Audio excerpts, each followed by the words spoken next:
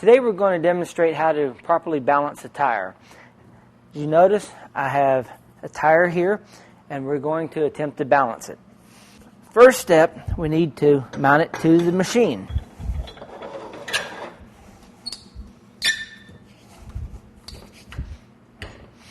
From here, we must set all the correct settings for this particular tire.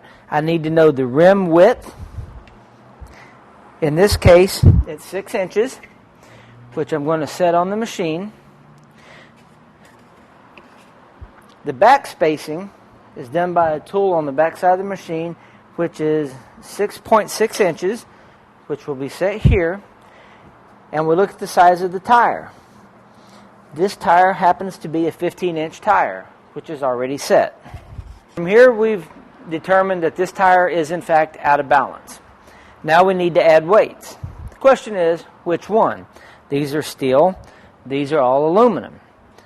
This happens to be aluminum rim. So now I need to know, take the gauge and find out which weight will fit this rim. From here, you're going to install this on the rim, and it appears that the MC is the perfect fit, which is this yellow line right here.